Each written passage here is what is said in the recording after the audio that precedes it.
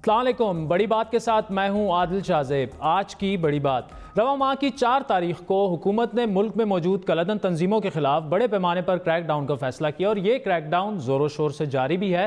Interior ministry کے مطابق کلعدن تنظیموں سے وابستہ 121 سے زیادہ افراد کو حفاظتی تحویل میں لیا گیا، جبکہ 182 مدارس کا انتظام جو ہے وہ سنبھال لیا گیا ہے۔ حکومت کا یہ بھی دعویٰ ہے کہ یہ تمام کارروائیاں قومی action plan, national action plan کے تحت کی جا رہی ہیں۔ تاہم ان کارروائیوں کے پیچھے کچھ بین الاقوامی شرائط بھی ہیں۔ FATF میں پاکستان پہلے ہی گرے لسٹ میں موجود ہے اور یہ خدشہ بھی موجود ہے کہ پاکستان کو بلیک لسٹ نہ کر دیا جائے۔ اس کے علاوہ امریکہ، برطانیہ اور فرانس کی جانب سے ایک پروپوزل بھی سیکیورٹی کونسل میں جمع کرایا گیا، جس میں کلعدن جیش محمد کے سربراہ مسعود اظہر کو عالمی دہشت گردوں کی فہرست میں ڈالنے کا مطالبہ کیا گیا ہے۔ آپ کو یاد دلاتے چلیں کہ اسی پروپوزل پر UN سیکیورٹی کونسل کی 1267 پابندی کمیٹی کل سے بحث کا آغاز کر رہی ہے، جہاں جیش محمد کے خلاف اس طرح کی قراردادیں جو ہیں، آپ کو یہ بھی بتاتے چلیں 3 بار پہلے بھی جمع کرائی گئی تھی، جن کو تینوں بار پاکستان کے قریبی دوست ملک چین نے ویٹو کر دیا تھا۔ تاہم اس بار ایسا لگ رہا ہے کہ چین اپنے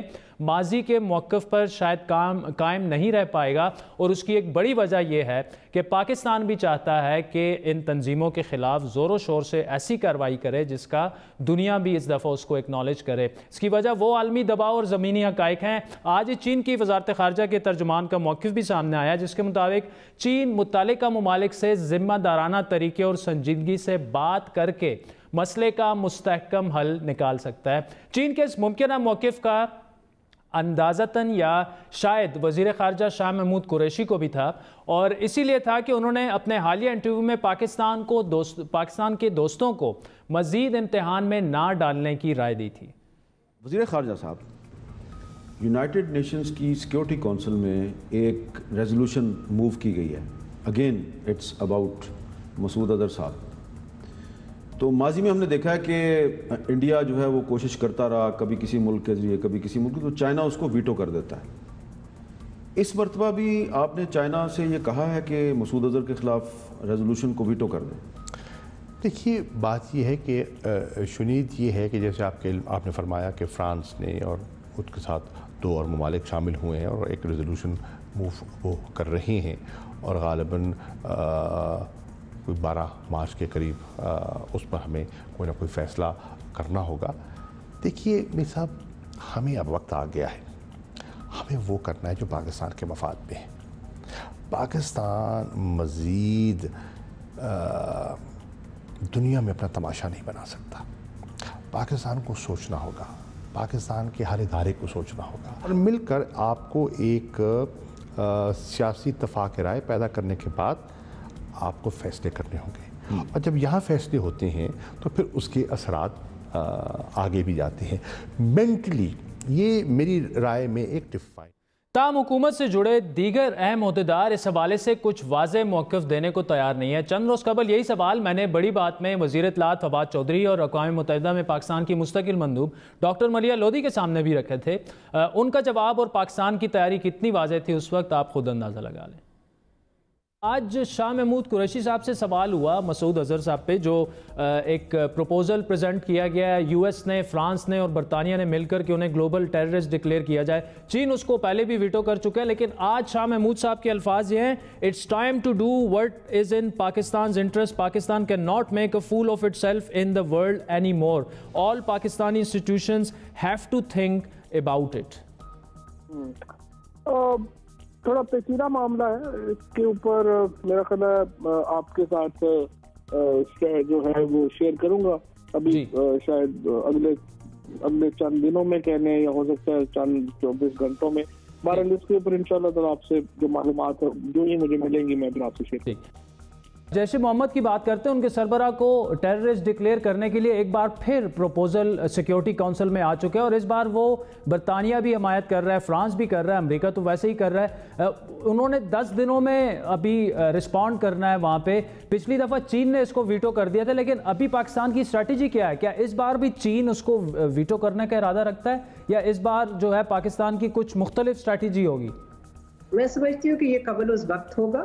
یہ سچویشن جو ہے جس کو آپ ڈسکرائب کر رہے ہیں، اس پہ مجھے کامنٹ کرنا قبل जहां जैश मोहम्मद से मुतालिक पाकिस्तान को एक मुश्किल सिफारती चैलेंज का सामना हो सकता है, वहीं अमरीका ने पाकिस्तान में मौजूद उन कलदम तंजीमों के खिलाफ क्रैकडाउन तेज़ करने का मुतालबा किया है जो ऑलरेडी मौजूद हैं। गुज़श्ता रोज़ ही अमरीका के कौमी सलामती के मुशीर जॉन बोल्टन ने वज़ीर ख़ारजा शाह महमूद कुरैशी से गुफ्तगू की और आज अपनी ट्वीट में कहा कि पाकिस्तान की जानिब से जैश मोहम्मद और दीगर शिदत पसंद ग्रोहों के खिलाफ कार्रवाइयों पर पाकिस्तानी वज़ीर ख़ारजा से बात करके इन इक़दामात को उन्होंने सराहा। ताहम पाकिस्तानी वज़ीर ख़ारजा ने यकीन दहानी करवाई है कि उनका मुल्क शिदत पसंद ग्रोहों के खिलाफ भरपूर कार्रवाई अमल में लाएगा। शाह महमूद कुरैशी और जॉन बोल्टन की गुफ्तगू ऐसे वक्त में सामने आई है जब Indian secretary ख़ारजा Vijay Gokhale strategic और सिक्योरिटी मुज़ाकरात के लिए इस वक्त अमेरिका में, और इम्कान है कि मौलाना मसूद अज़हर को ब्लैक लिस्ट करवाना या उनको ग्लोबल टेररिस्ट डिजिग्नेट करवाना और पाक इंडिया हालिया कशीदगी के मामलात एजेंडे पर सर फहरिस्त होंगे। इस तमाम तनाजुर में पाकिस्तान की सिफारतकारी कैसी होनी चाहिए, बात करेंगे सेनेट की कायमा कमेटी बराए खारजा उमूर के चेयरमैन और सीनियर सियासतदान सेनेटर मुशाहिद हुसैन सैयद साहब हमारे साथ मौजूद हैं। मुशाहिद हुसैन सैयद साहब, थैंक्स फॉर जॉइनिंग अस। इस वक्त जो जैश मोहम्मद के सरबराह के ख़िलाफ़ प्रपोज़ल है, शाह महमूद कुरैशी को जिस तरह मैं रीड कर रहा हूँ कि शायद इस दफ़ा पाकिस्तान की स्ट्रैटेजी जो है वो बदल चुकी है, जो कि यहाँ पर कलदम तंजीमों के ख़िलाफ़ इक़दामात हैं उससे भी लग रहा है। लेकिन क्या आप समझते हैं कि चीन जो है वो इस दफ़ा वीटो से नहीं करेगा? मैं समझता हूँ कि इसमें दो एलिमेंट्स हैं। एक पाकिस्तान के अपना जो मफाद है और जो हमारा मौक़िफ़ है, और उसके साथ साथ जो हमारा दरीना दोस्त है चीन, जो नए ज़मीनी हक़ाइक़ हैं उसके मुताबिक। मेरा अपना अंदाज़ा ये है कि पाकिस्तान ने जो एक फ़ैसला किया है ये सारे हालिया वाक़यात के बाद, जिसमें मैं समझता हूँ कि पाकिस्तान के इत्तेहाद की वजह से यूनिटी जो political forces, parliament, arm forces, government सब ने दिखाई, हम मॉरल हाई ग्राउंड पर आ गए। डिप्लोमेटिकली भी, मिलिटरीली भी हमने बड़ा स्ट्रॉन्ग रिस्पॉन्स दिया। बिल्कुल। तो अब ये जो नेशनल एक्शन प्लान की अमल दरामद हो रही है, उस हवाले से मैं देखता हूँ तो पाकिस्तान भी मेरे ख्याल में अब चाइना को वही कहेगा जो पाकिस्तान के अपने मफाद में है और जो नई रियलिटीज़ में है, और चाइना वही करेगा जो पाकिस्तान उसे कहेगा। तो ये वाज़ेह रहे कि चाइना का कोई मौक़िफ़ पाकिस्तान से अलहदा नहीं हो सकता। तो हो सकता है कि चूँकि पाकिस्तान ने खुद एक एक्शन ले लिया है उन्हीं तंजीमात के हवाले से, तो वो जो चाइना को वो कहता रहा है, जो 3 दफ़ा चाइना ने आपको बेल आउट किया है, शायद इस दफ़ा पाकिस्तान को मशवरा दे कि शायद अब उस होल्ड की ज़रूरत नहीं। ठीक। अच्छा मुशाहिद हुसैन सैयद साहब, इसमें एक बड़ा इंटरेस्टिंग एंगल भी है कि कुछ जो वेस्टर्न मीडिया और कुछ यहाँ पर भी ऐसे एक पोर्ट्रे किया जा रहा है कि शायद चाइना जो है वो पाकिस्तान से नाराज़ है या अब नाला हो चुका है, तो वो इंटरनेशनली पाकिस्तान का साथ नहीं देगा। आप एग्री करते हैं? Not at all, not at all. Pakistan की चाइना की जो रिलेशनशिप है ना, वो एक बड़ी स्पेशल स्ट्रेटेजिक रिलेशनशिप है जो दोनों के मफादात में है, चीन और पाकिस्तान, और दोनों को एक दूसरे की ज़रूरत है, और इस वक्त बल्कि ज़्यादा ज़रूरत है, क्योंकि चाइना पर जो दबाव पड़ रहा है अमेरिका से, और अमेरिका के ज़रिए हिंदुस्तान के ज़रिए भी जो पड़ रहा है, और पाकिस्तान को भी दबाव जो पड़ता रहा है, तो हम एक दूसरे का साथ भी देते हैं। और अभी अगले महीने प्राइम मिनिस्टर ने जाना है China, belt and road initiative का समिट हो रही है 25 से 27 अप्रैल तक, और अभी भी इस सिचुएशन में चाइना वो वाहिद बड़ी ताकत है जिन्होंने मगरबी नैरेटिव नहीं लिया पाकिस्तान के हवाले से। उन्होंने हिंदुस्तान पर दबाव डाला डायलॉग के लिए, उन्होंने पाकिस्तान का साथ दिया इस इशू पर भी, पहले भी दे चुके हैं। तो मैं नहीं समझता कि चाइना पाकिस्तान की जो इतना दरीना दोस्ती है उसमें कोई दरार आई है, या चाइनीज़ मौक़िफ़ में या हमारे मौक़िफ़ में कोई तब्दीली आई है एक दूसरे के ताल्लुकात के हवाले से। ठीक है। मुशाहिद हुसैन सैयद साहब, FATF के जो मामलात हैं वो भी काफ़ी प्रेशर उन्होंने पाकिस्तान पर डाला। इस वक्त हम ग्रे लिस्ट में, और खुदा न ख्वास्ता ख़तरा ये भी है कि हम ब्लैक लिस्ट में भी वो शामिल कर सकते हैं। ये जो मौजूदा इक़दामात हैं कलदम तंजीमों के ख़िलाफ़, और फिर जब ये प्रपोज़ल पेश होगी और इसका भी जो आउटकम आएगा, इसकी क्या इम्प्लिकेशंस होगी FATF के अगले फ़ैसले पे? देखें जी, ये फ़ैसला तो बहुत पुराना है। आपको याद है कि जब इतना बड़ा सानिया हुआ 16 दिसंबर 2014 को, 17 दिसंबर को 2014 को गवर्नर हाउस पेशावर में एक ऑल पार्टीज़ कॉन्फ्रेंस बुलाई थी उस वक्त के प्राइम मिनिस्टर मियाँ साहब ने। उसमें मैं भी शामिल था, उसमें इमरान खान साहब भी शामिल थे, जनरल राहील शरीफ, जनरल रिजवान जो हेड ऑफ ISI थे। सब ने एक मुश्तरका फ़ैसला किया था कि सारी पार्टीज़ मिल के एक नेशनल एक्शन प्लान बनाएंगे, जिसको मुरतब करने में हमारा भी किरदार था और लोगों ने ड्राफ्ट भी किया, और उसको अमल दरामद किया जाएगा। 20 پوائنٹس بھی ہو گئے, سارا کچھ اس میں شامل تھا. اس کی اب امپلیمنٹیشن اگر دیر آئے, درست آئے, تو the time has come to implement that. یہ ہمارے اپنے انٹرسٹ میں ہے, یہ ہمارا اپنا فیصلہ ہے, اور یہ فیصلہ 5 سال پرانا فیصلہ ہے. ٹھیک. اچھا, جان بولٹن کی اگر بات کی جائے, انہوں نے فارن منسٹر سے بات کی, جتنے بھی اقدامات پاکستان نے پلوامہ اٹیک کے بات کیے اور وہ بالکل صاف دکھ رہے ہیں, لیکن اس کے باوجود بھی ہے یہ دنیا ہمیں کریڈٹ دینا نہیں چاہتی, مطمئن نہیں کرنا چاہتی, یا ہماری جو خارجہ پالیسی ہے اس میں کچھ ہمیں ایسا کرنا ہوگا کہ لوگوں کو, دنیا کو کم از کم پتہ چلے کہ یار ہم نے سب سے زیادہ قربانیاں بھی ہم نے دی ہیں اور اب سب سے زیادہ ایکشن بھی ہم ہی لوگ لے رہے ہیں. میں دیکھ رہا ہوں کہ جو امریکن موقف ہے اس میں کچھ لچک آئی ہے جو امریکہ کی ملٹری اسٹیبلشمنٹ ہے. اگر آپ دیکھیں ان کے جو سیاسی لیڈرشپ ہے, جان بولٹن, انہوں نے آتے ہی پہلا اسٹیٹمنٹ کیا دیا, رائٹ آف سیلف ڈیفینس ہے انڈیا کا. پھر اس کے بعد جو پومپیو ہے سیکرٹری آف اسٹیٹ, اس نے کیا کہا, اس نے کہا کہ جی انڈیا کا کاؤنٹر ٹیررزم آپریشن, جو انڈیا نے حملہ کیا پاکستان کی سالمیت پر اور سرحدیں پار کی, وہ اس کو کاؤنٹر ٹیررزم کا. لیکن اس کے بعد آپ نے دیکھا کہ چاہے صدر ٹرمپ ہو جو ہینوئی کی پریس کانفرنس ہے اس کی, یا جنرل بوٹل ہو جو سینٹ کام کے چیف ہیں, اور پینٹاگون کا, انہوں نے پاکستان کی شکریہ بھی ادا کیا اور پاکستان کا موقف کچھ حد تک لے گئے. تو میں سمجھتا ہوں کہ وہ ہندوستان کا جو قربت ہے امریکہ کے ساتھ, اور اس کے ساتھ ایک ٹرائنگل بن گیا ہے ہندوستان, امریکہ اور اسرائیل کا, اس کی چیز ہے. ہمارا جو سٹینڈ بڑا صحیح رہا ہے, اور آئی وڈ سے کہ ہم نے کلیئر پوزیشن لی ہے, پاکستان نے, پاکستان کی گورنمنٹ نے, پاکستان کی پارلیمنٹ نے, بلکہ آئی وڈ سے عادل صاحب, this was Pakistan's finest hour after the nuclear tests. جب پرائم منسٹر نواز شریف صاحب تھے 1998 میں نیوکلیئر ٹیسٹ کیے تھے, we were all on the same page. 20 سالوں کے بعد وہ واقعہ ہوا ہے, اسی لیے ہمیں وہ کامیابی ہوئی. اس میں کریڈٹ امریکہ کو نہیں جاتا کہ امریکہ نے کوئی سچویشن ڈیفیوز کی, وہ ہم نے خود کی ہے. کیسے کی؟ Because we hit back. India نے کچھ کیا, ہم نے ٹکا کے جواب دیا اور انڈیا کو وارن کر دیا, اور ساتھ ہم نے پرو ایکٹیو ڈپلومیسی کی جس میں چائنا کا بڑا کلیدی کردار تھا. تو اس کی وجہ سے انڈیا نے ایز اے بلی دے بیکڈ آف, دے بلنکڈ. ٹھیک.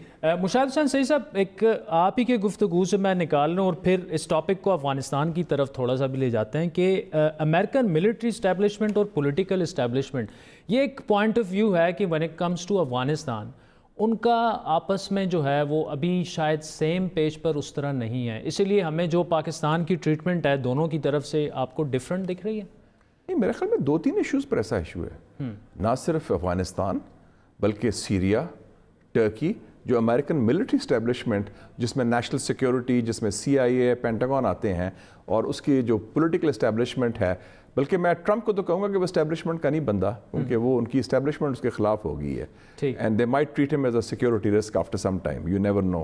تو وہ اس حوالے سے ان کا جو موقف ہے وہ اور طریقے سے ہے. ان کا ہے کہ they need a bail out in Afghanistan, وہ بیل آؤٹ پاکستان دے گا ان کو.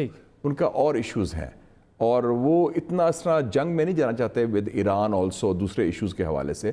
تو ایک واضح فرق نظر آ رہا ہے. جو امریکہ کی پولیٹیکل اسٹیبلشمنٹ ہے, یہ بولٹن, یہ پومپیو وغیرہ, یہ پرانے ریٹائرڈ نیو کونز ہیں جن کی سوچ دقیانوسی تھی, جنہوں نے امریکہ کو مروایا عراق کی جنگ میں, جس کی وجہ سے امریکہ کا زوال شروع ہوا 2003 میں. تو یہ جو پولیٹیکل ملٹری اسٹیبلشمنٹ جانتی ہے ریئلٹی کی ہے.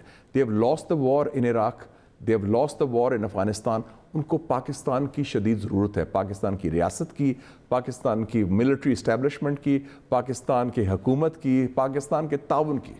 تو اس کے بغیر ان کو پتہ ہے آگے نہیں وہ چل سکتے ادھر. ٹھیک. مشاہد حسین سعید صاحب, کل ہم نے بیٹا ڈام جو ہیں ڈچ جرنلسٹ ہیں جنہوں نے بک ابھی لکھی ہے سرچنگ فار این اینیمی, ان کو کل ہم نے انٹرویو کیا. ایک کلپ چلاتے ہیں, پھر اس پر آپ سے گفتگو کرتے ہیں.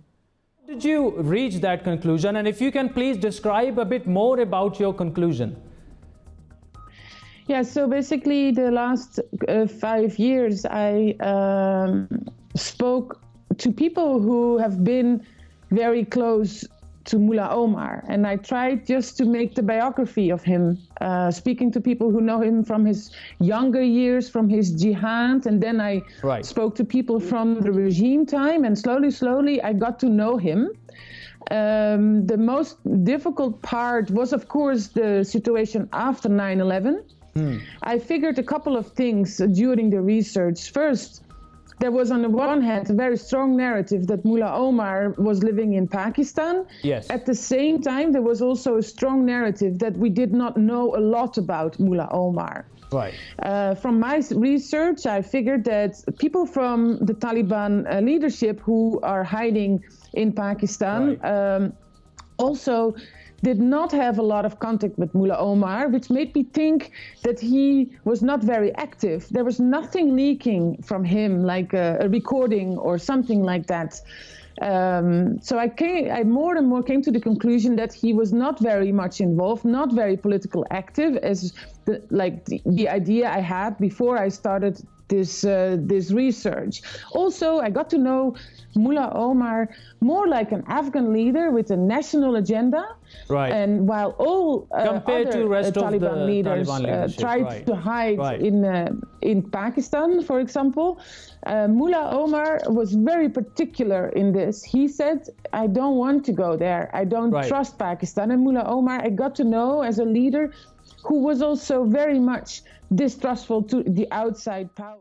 ٹھیک. اچھا پروڈیوسر صاحب، ایک دوسرا شاٹ ہے جس میں یہ کہہ رہی ہیں کہ ملا عمر زابل میں ہی تھے، اور وہ اگر آپ چلا سکتے ہیں تو مشاہد حسین سعید صاحب اس انٹرویو میں بیٹا ڈام نے جو بک لکھی ہے انہوں نے یہ ثابت کر دیا ہے کہ ملا عمر جو تھے وہ 9/11 کے بعد کبھی پاکستان نہیں آئے، وہ زابل میں ہی تھے اور امریکن بیسس سے صرف 3 کلومیٹر کی دوری پر وہ رہ رہے تھے، اور ان کا انتقال بھی جو ہے وہ وہیں پہ ہوا.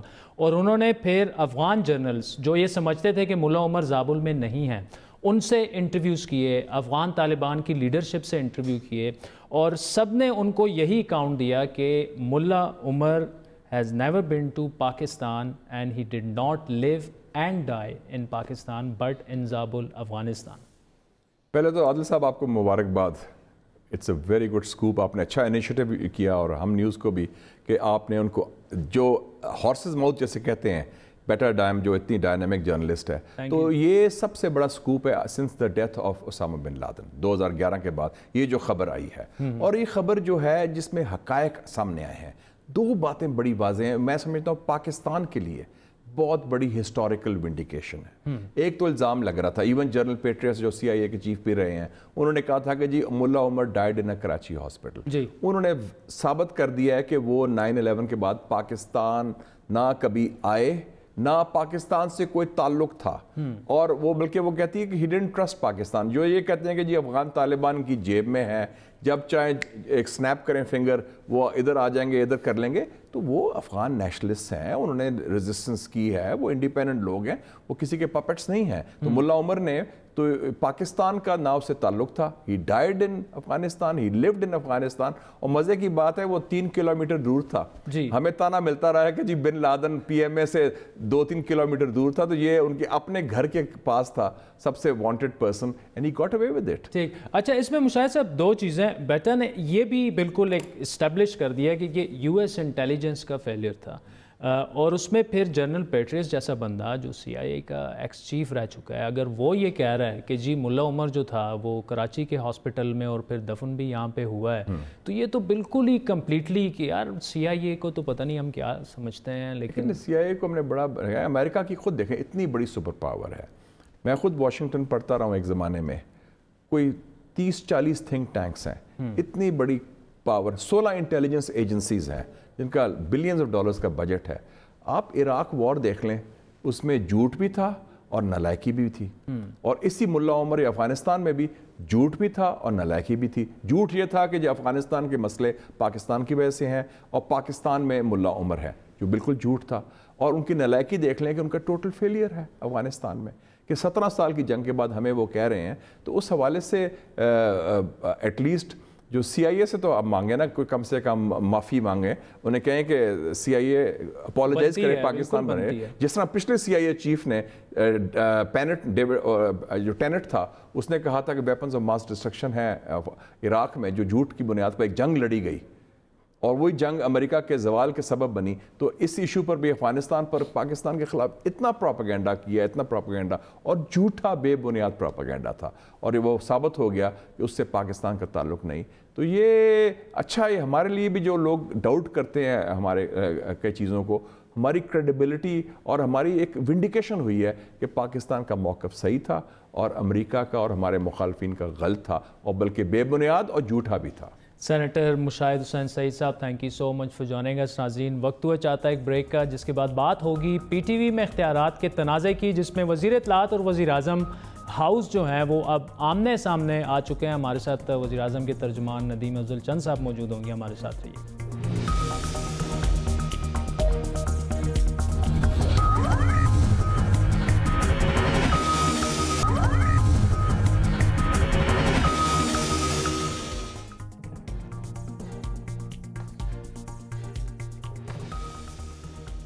ویلکم بیک ناظرین۔ پی ٹی وی میں اختیارات کا تنازع مزید گھمبیر ہو چکا ہے۔ وزیر اطلاعات فواد چودھری اور M D P T V Arshad Khan کے درمیان شروع ہونے والے تنازع میں ایک ایسی پیش رفت ہوئی ہے جس سے بظاہر وزیر اعظم اور وفاقی وزیر اطلاعات ایک دوسرے کے سامنے آ کھڑے ہوئے ہیں۔ بڑی بات کی ایکسکلوسیو معلومات کے مطابق وزیر اطلاعات فواد چودھری نے وزیر اعظم سے دی جانے والی ہدایات پر سخت رد عمل دیتے ہوئے M D P T V کو فوری طور پر تبدیل کرنے کا مطالبہ کر دیا ہے۔ 8 فروری کو وزیر اعظم کے سیکرٹری اعظم خان نے ایک نوٹیفیکیشن جاری کیا جس کے مطابق M D P T V کی تعیناتی کا اختیار وزیر اطلاعات کے ماتحت سلیکشن بورڈ کی بجائے پی ٹی وی کے بورڈ آف ڈائریکٹرز کو دیا گیا۔ وزیر اعظم ہاؤس کی جانب سے دیے گئے یہ تحریری احکامات وزیر اطلاعات فواد چودھری کے لیے ایک واضح پیغام تھا کہ M D P T V سے اختیارات کے تنازع میں وزیر اعظم M D P T V کا ساتھ دے رہے ہیں۔ اس نوٹیفیکیشن پر وزیر اطلاعات نے وزیر اعظم کو ایک جوابی مراسلہ بھیجا جس میں وزیر اعظم آفس کی ہدایات پر سوال اٹھایا گیا کہ فواد چودھری کے مطابق اگر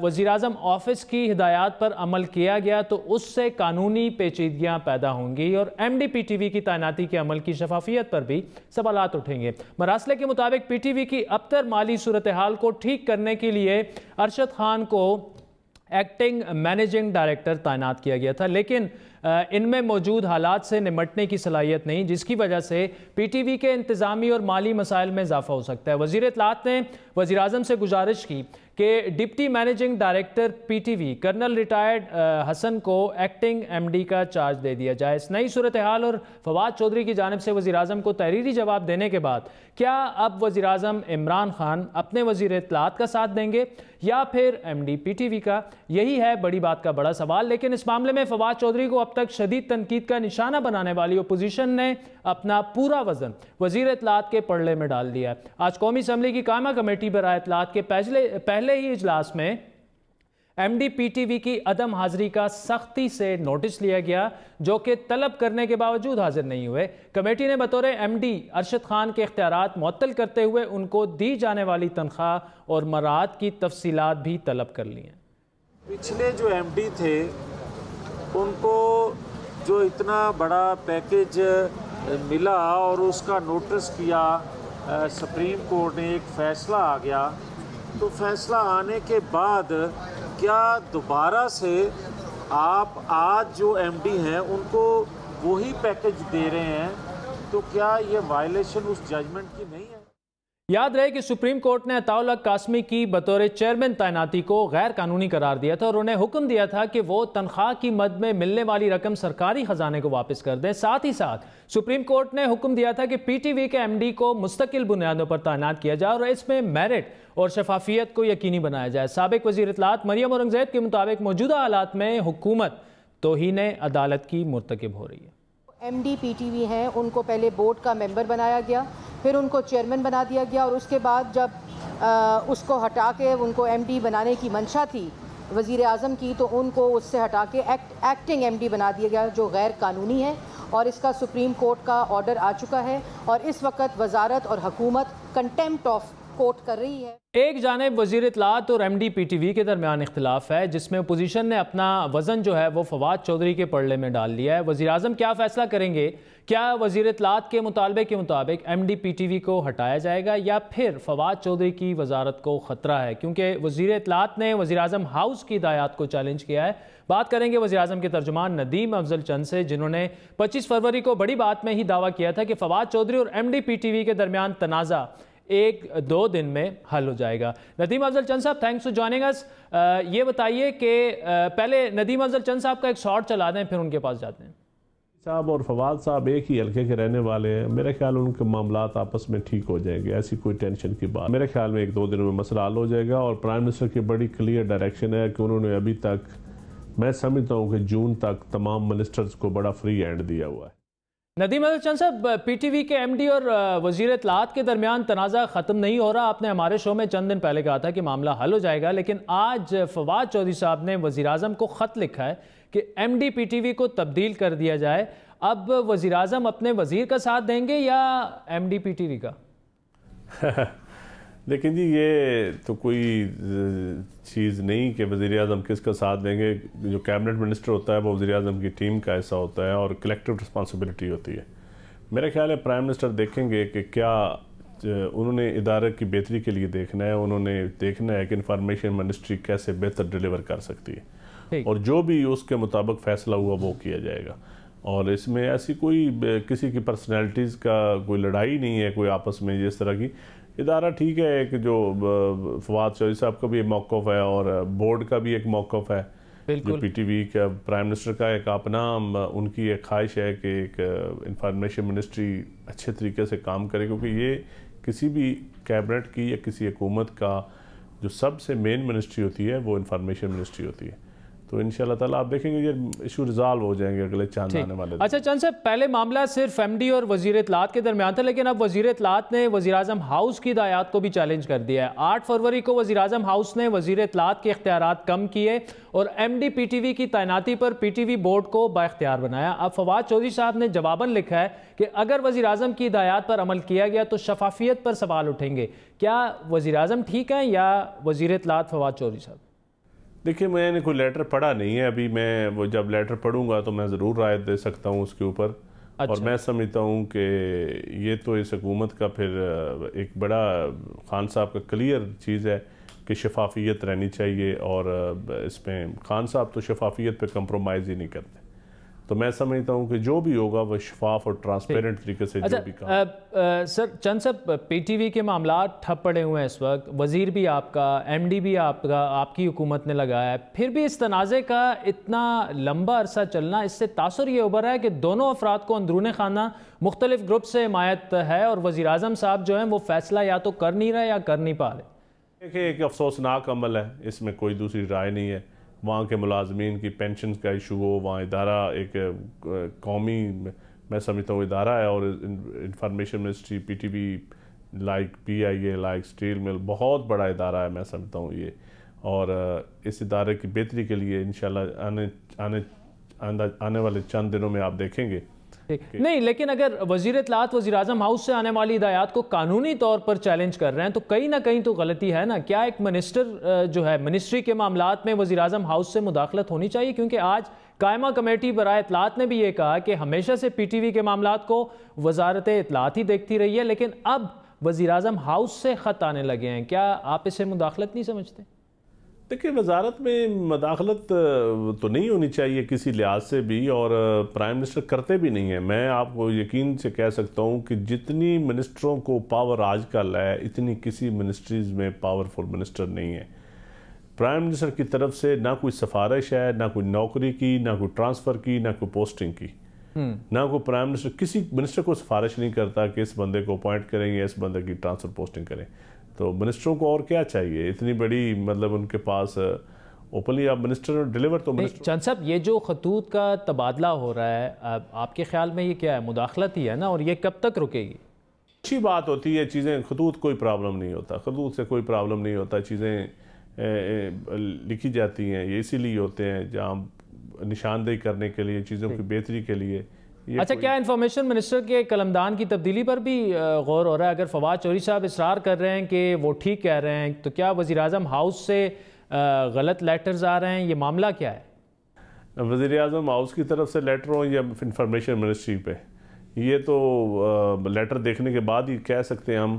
لیکن میں سمجھتا ہوں کہ جو انفارمیشن منسٹری ہے اس کو یہ بیٹھ کے معاملہ انشاءاللہ خان صاحب سے میں نے بھی ریکویسٹ کیا ہے کہ اس ایشوز کو ریزالو کریں، کیونکہ پی ٹی وی کے ادارے کا مسئلہ ہے، پی ٹی وی کے ملازمین کا مسئلہ ہے، اور میں نے پرسنلی بھی ریکویسٹ کی ہے کہ اس ایشو کو ریزالو کریں. یہ ایسا ایشوز نہیں اٹھنے چاہیے تھے. اور اب اگر یہ ایشوز ہائی لائٹ ہو گیا ہے تو میرے خیال میں اس کو ریزالو. اچھا، آپ پرائم منسٹر کے قریب میں اور آپ سے وہ مختلف معاملات پر مشاورت بھی کرتے ہیں. آپ کو کیا لگتا ہے کہ یہ مسئلہ کتنے عرصے میں اب حل ہو جائے گا، یا آپ کو لگتا ہے کہ یہ مسئلہ جو ہے حل کی طرف نہیں جا رہا، بگڑنے جا رہا ہے؟ کوئی ایسا مسئلہ نہیں ہوتا جو حل نہ ہو، انشاءاللہ حل ہو جائے گا.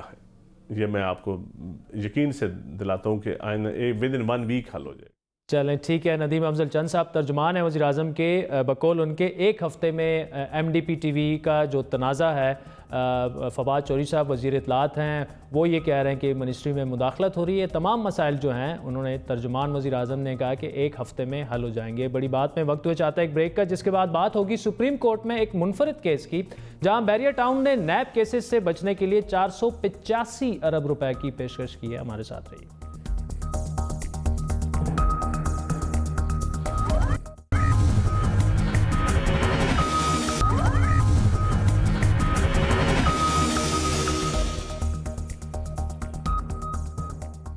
ویلکم بیک ناظرین. سپریم کورٹ میں اپنی نوعیت کا ایک منفرد کیس اس وقت چل رہا ہے، جس میں بیریا ٹاؤن کی جانب سے نیب کیسز سے بچنے کے لیے ایک بڑی آفر کی گئی ہے. سپریم کورٹ کی جانب سے 3 شہروں میں بیریا ٹاؤن کے لیے زمین کی خریداری کو غیر قانونی قرار دیے جانے کے بعد بیریا ٹاؤن اب 485 ارب روپے سپریم کورٹ کو دینے کے لیے تیار ہے، جس کے بعد کراچی، راولپنڈی اور مری میں بیریا ٹاؤن کے منصوبوں کی زمین قانونی ہو جائے گی اور اس کے خلاف نیب کو کارروائی سے روک دیا جائے گا. اہم کیس ہے یہ، جس میں اس سے پہلے بیریا ٹاؤن 2 بار مختلف پیشکشیں کر چکا ہے. گزشتہ سماعت کے دوران بیریا ٹاؤن کی جانب سے 469 ارب روپے ادا کرنے کی آفر کی گئی تھی، جسے سپریم کورٹ نے رد کر دیا تھا. آج کی آفر کے مطابق بیریا ٹاؤن کراچی کے منصوبے کے لیے 440 ارب روپے، راولپنڈی کی اراضی کے لیے 22 ارب روپے، مری کے منصوبے کے لیے 23 ارب روپے ادا کرنے کو بیریا ٹاؤن تیار ہے اور یہ ادائیگی 8 سال کے دوران کی جائے گی. بیریا ٹاؤن کے وکیل کے مطابق اس پیشکش کی منظوری پر 20 ارب روپے کی پہلی قسط ادا کر دی جائے گی اور عدالت سے یہ درخواست بھی کی گئی ہے کہ پہلی قسط کی ادائیگی پر زمین جو ہے وہ بیریا ٹاؤن کے نام پر منتقل کروا دی جائے. یاد رہے کہ مئی 2018 میں سپریم کورٹ نے بیریا ٹاؤن کو سرکاری زمین کی الاٹمنٹ اور تبادلے کو غیر قانونی قرار دیتے ہوئے بیریا ٹاؤن کراچی کو رہائشی، کمرشل پلاٹوں اور عمارتوں کی فروخت سے روک دیا تھا اور نیب کو حکم دیا تھا کہ 3 ماہ کے اندر ذمہ داران کے خلاف ریفرنسز دائر کیے جائیں. اس وقت ہمارے ساتھ موجود ہیں سندھ نیب کے سابق D G brigadier retired Haris Nawaz صاحب. بریگیڈیئر صاحب، تھینکس فار جوائننگ اس. منفرد نوعیت کا کیس ہے، لیکن آپ نے کافی قریب سے دیکھا جو انکوائریز چل رہی تھی بیریا ٹاؤن کے خلاف، خصوصاً کراچی کا جو ہے یہ معاملہ ہے کیا، اور کیا پیسے دے کر بیریا ٹاؤن آسانی سے چھوٹ جائے گا؟ دیکھیں، بڑا کلیئر یہ نیب نے ورکنگ کی تھی ان کے اوپر 1800 ارب روپے کی جو ہے وہ ان کے اوپر لائبلٹی لے کر آئے ہیں اور وہ انہوں نے سپریم کورٹ میں جمع کرا دی تھی. بلکہ آئی وڈ سے کہ نیب سندھ نے بہت ہی اچھا کام کیا تھا اور بہت کم عرصے میں جو گیون ٹائم اسپین تھا اسی کے اندر ان کو کر کے دے دیا تھا. اس کے بعد سپریم کورٹ میں چلیں. مجھے ایک سمجھ نہیں آتی ہے کیسے سپریم کورٹ نے یہ ایکسیپٹ کر رہے ہیں جی اتنا پیسہ دے دیا اور ہم چھوڑ دیں گے، جبکہ نیب نے ورکنگ کی ہے. دے پٹ ان ہارٹ اینڈ سول. اچھا بریگیڈیئر صاحب، سوری ٹو انٹرپٹ، آپ بات جاری رکھیے. سپریم کورٹ نے ابھی ایکسیپٹ نہیں کیا، ابھی تو وہ پیشکشیں آ رہی ہیں. جی بالکل، میں یہی بات کروں گا. مطلب یہ کس حساب سے کہہ رہے ہیں کہ 480 ارب روپیہ یا تقریباً 500 ارب کے قریب دے رہے ہیں، جبکہ ان کی ورکنگ 1800 ارب روپیہ. دیٹ مینس کہ اب آپ اندازہ لگا لیں کہ یہ کتنا پیسہ بنتا ہے اور کس طریقے سے انہوں نے لوگوں کے پیسے لیے، یہاں سے زمین الاٹ کروائی، پھر اس کے بعد سپریم کورٹ نے آرڈر دیے کہ کمرشل پلاٹ روک دیے، سب جگہ پہ روک دیے. پھر ایک اور جو بات ہے، اگر یہ پہلی انسٹالمنٹ دے دیتے ہیں اور اس کے بعد زمین میں ٹرانسفر ہو جاتی ہے اور اس کے بعد ملک صاحب کا آپ کو پتہ ہے کتنے کنیکشن ہیں، یہ جا کے وہ ڈیلے کریں گے، ٹیکسز کریں گے، زمین بھی لاٹ اپنے نام ہو گئی اور اس کے بعد یا تو یہ کہیں ایٹ لیسٹ 2/3 اماؤنٹ پے کریں. ٹھیک. اگر لیٹس سے ویسے بریگیڈیئر صاحب سوری صرف ایک کلیریفیکیشن چاہیے. 1800 ارب یہ ہوا کیا تھا؟ کیا سرکاری زمین جو تھی وہ بیریا نے آگے بیچی؟ یہ ہوا کیا تھا؟ 1800 ارب تو بہت بڑی، یہ تقریباً 29,000 ایکڑ زمین ایم ڈی اے کی ملی ڈیولپمنٹ اتھارٹی کی گورنمنٹ کی ہے، وہ ان کو بہت سستے ریٹ پر دے دی گئی. انہوں نے جا کے پھر اس کے بعد باقی زمین وہاں پہ انہوں نے کافی قبضے کر کے لوگوں کو اگر مثال کے طور پہ 1 کروڑ کی زمین لی، ان کو 10 لاکھ دیا اور وہ زمین پہ قبضے کر لی. اس طریقے سے انہوں نے کیا. پھر نیب نے پوری ورکنگ کی اور نیب نے کہا جی یہ حکومت سندھ کو نقصان ہوا ہے اتنے پیسے کا، یہ اماؤنٹ اگر یہ پے کر دیتے ہیں پھر یہ زمین ریگولرائز ہو کے ان کو دے دی جائے۔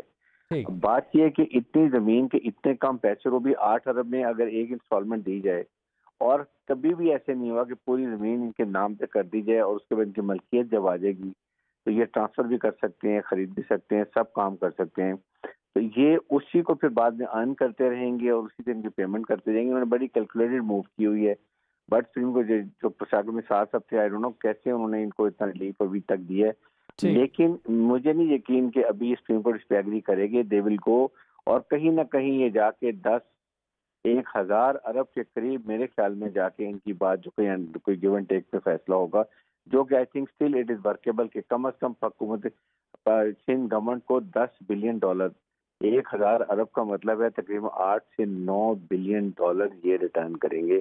ان کے اوپر $18 بلین کی لائبلری ڈالی گئی ہے۔ This is a different, I am sure کہ یہ supreme court will be very careful while deciding this case. ٹھیک ہے، اچھا بریگیڈیئر صاحب آخری منٹ میرے پاس رہ گیا، لیکن یہ بھی بتا دیجئے کہ کیا نیب کی ہسٹری میں ایسا کوئی پریزیڈنس اس سے پہلے موجود ہے کہ 1800 ارب روپے کا جو ہے، اسے تو سکینڈل ہی کہنا چاہیے، لیکن 300، 400 ارب میں جا کے سیٹلمنٹ ہو جائے؟ نہیں، ایسے کبھی بھی نہیں، اٹ نیور ہیپن۔ نیب میں جو آپ لیبلٹی کرتے ہیں، آپ ایک مثال کے طور پر آپ کہتے ہیں کہ ایک کسی انڈیویجول نے یا کسی سوسائٹی نے لیٹ سے کہ 1 کروڑ روپے کی کرپشن کی ہے، وہ پورا 1 کروڑ روپیہ لیا جاتا ہے 3 انسٹالمنٹس کے اندر اور اس پہ کوئی معافی نہیں ہوتی ہے۔